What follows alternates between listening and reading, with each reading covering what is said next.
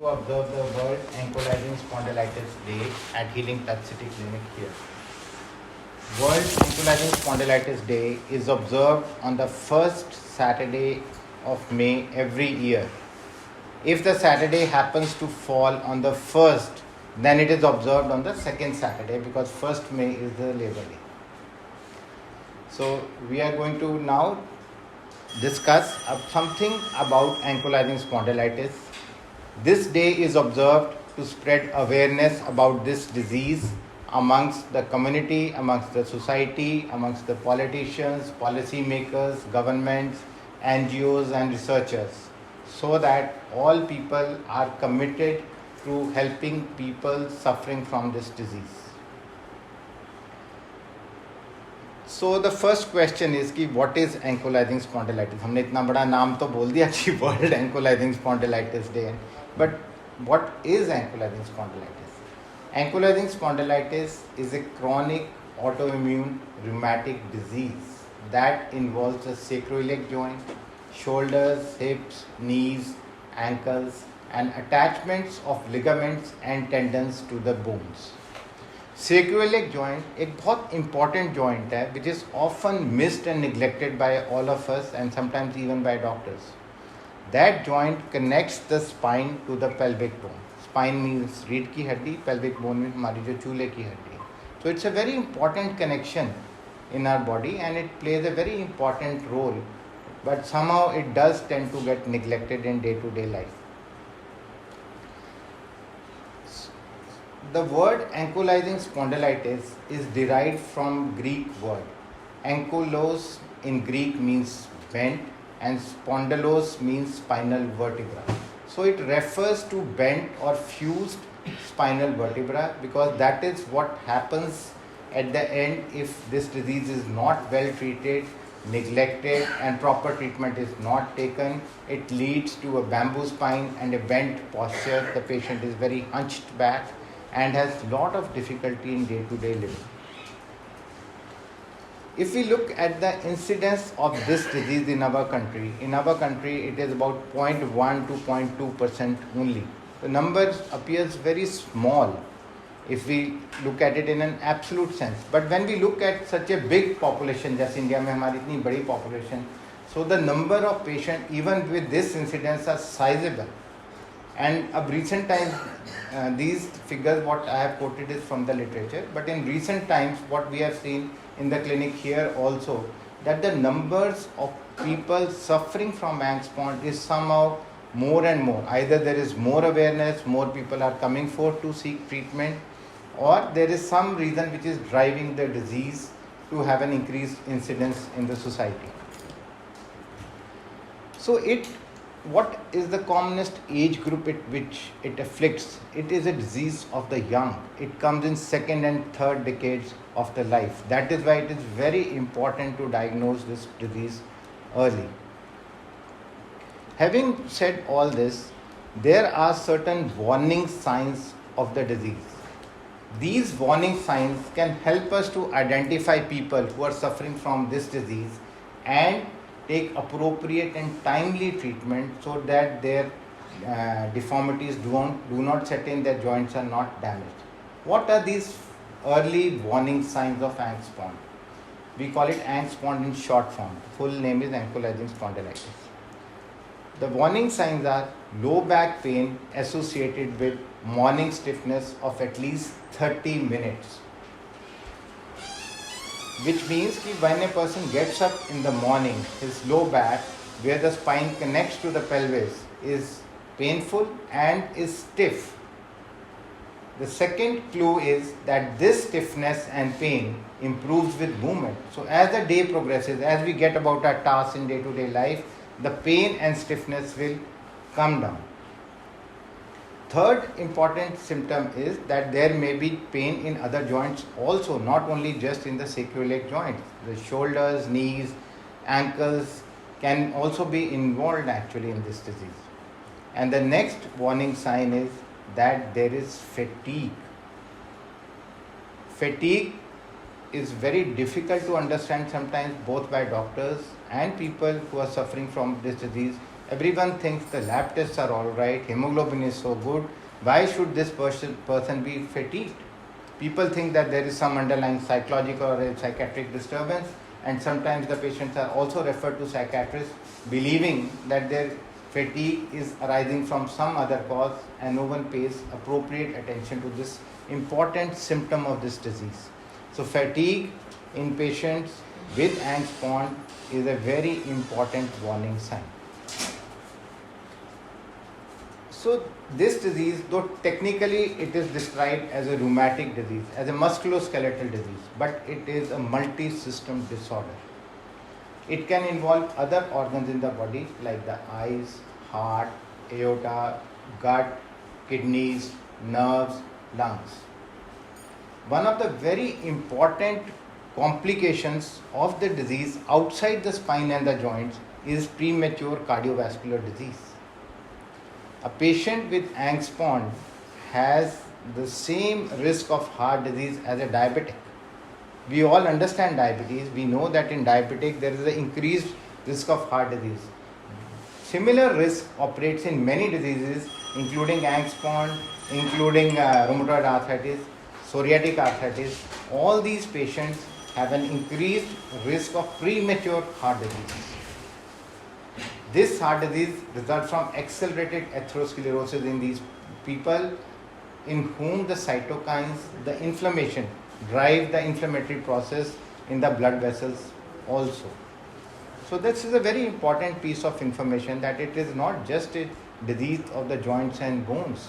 It can involve other organs in the body, and it can also involve the heart. We have picture of here of Dr. Sydenham. He was known as the British Hippocrates. He described rheumatic disease as a disease which licks the joint and bites the heart. That time we do not know that there would be diseases like rheumatoid arthritis, ankylosing spondylitis, which will bite the heart and bite the joint.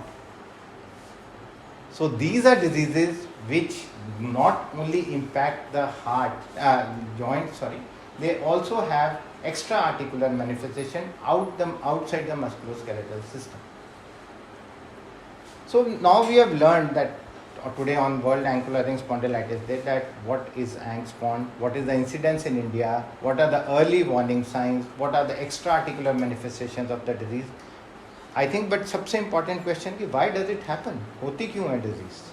Why does it happen? And what are the risk factors of the disease? This disease happens because of an interplay between genetics and environment. These two factors, they activate the immune system, which results in release of cytokines, causing an inflammatory process inside the body. What are the risk factors for this disease? Age. As I told you, this is the disease of the young. Peak age of onset 24 years. So people of that age group have a higher risk of developing the disease. Then gender. Generally, males have a higher tendency to have this disease. Older statistics used to say 9:1, 9 male and 1 girl. But today we know the statistics is much different for this disease. It is 2:3:1. Not that the disease has decreased in boys or increased in girls. It is because women are now getting more attention. They come to care early, and we have realized that even in women this disease is no less rampant as compared to males. So although there is now a more equitable distribution of disease between the two genders, still males are still little more at a higher risk of developing this disease. Then genetic factors. There is a very important gene by the name of HLA-B27. This gene is a risk factor for developing this disease. So it's like a non-modifiable risk factor. Then people in whom this disease runs in the family, they are again at risk population. Smokers, they are another risk population for this disease. So these were some of the important risk factors for development of the disease. Why are we so focused on this disease? Why are we discussing this today, and why this World Ankylosing Spondylitis Day? इसकी importance ये है कि this is a disease of the young, as we have already discussed, and you would be surprised to know that ankylosing spondylitis is the most common cause, neglected, missed cause of persistent back pain in young adults. The pain is also sometimes ascribed to a posture, gizmos, mobile, TV, lack of exercise, but it is a disease and it needs to be diagnosed properly, it needs to be treated properly, lifestyle modifications have to be done, and one has to be careful. Because the diagnosis is missed, it leads to deformities, it leads to structural loss of joints, it leads to work capacity impairment and poor quality of life. And because it affects in the prime years of life, the most productive period of a person's life, it can have economic implications for the person and his family as well. So I take it otherwise. I think that if it is affecting the young people and if we can treat them and put them back on the track, that is the most satisfying experience one can have actually. So friends, this is important that we understand the warning symptoms, realize what the disease is, and the person comes to appropriate specialized care, does lifestyle modifications, and take a treat-to-target directed treatment so that he does not lose his productivity, has a good quality of life, and the person, his family, and the society does not have the huge economic burden which can sometimes be imposed because of the unchecked disease. आपने सोच रहे होंगे कि इतनी लंबी कहानी सुना दी, सब कुछ बता दिया, पर ट्रीटमेंट की तो बात ही नहीं की. So let me just tell you briefly about the treatment, because it is a very treatable disease. It's not, although it's a chronic disease, but it's treatable. It's not that कि treatment नहीं है, and it's a very rewarding kind of treatment provided people adhere to the treatment, they are compliant to the treatment, and if they can come early, that is the best thing. So the treatments are divided into two major subsets. First is the non-drug treatment. Non-drug treatment is as important as the drug treatment. What does the non-drug treatment include? Non-drug treatment means quitting smoking in smokers. People who smoke, they need to quit smoking. Second, exercise. Exercise is one of the most important modalities of treatment in this disease.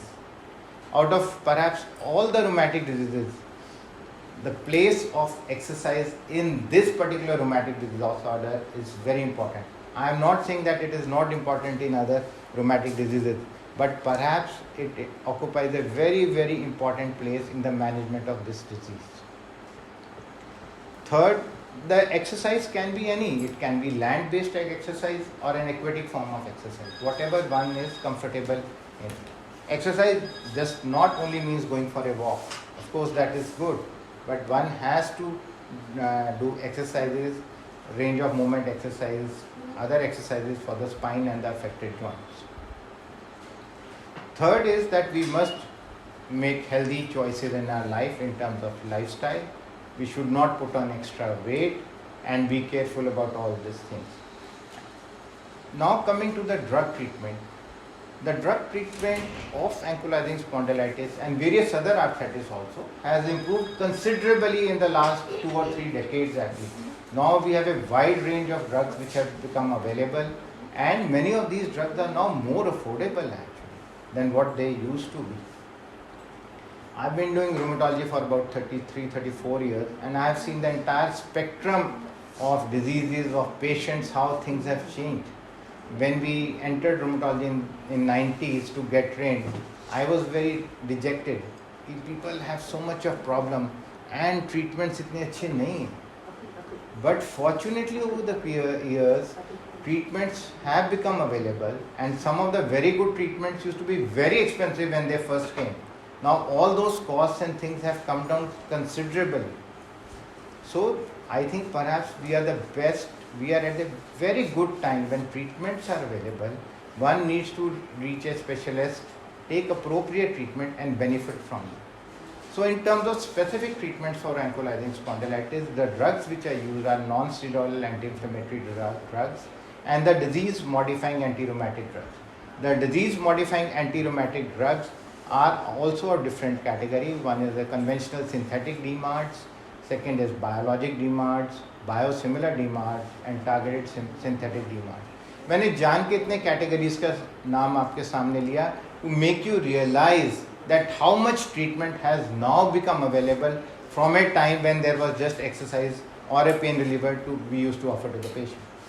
So, friends, on this World Ankylosing Spondylitis Day, we have learned that why do we observe this day, what is AnkSpond, what is the incidence in India, what are the warning signs, what are the extra-articular manifestation, how does the disease happen, why is it important to take care of this disease early because it affects the young adults, what are the treatment options, the non-drug treatment options and the drug treatment options, and with good treatment it is possible to lead a healthy life and avoid the disease and its complications. Thank you. I'll be happy to take some questions, I mean, whatever you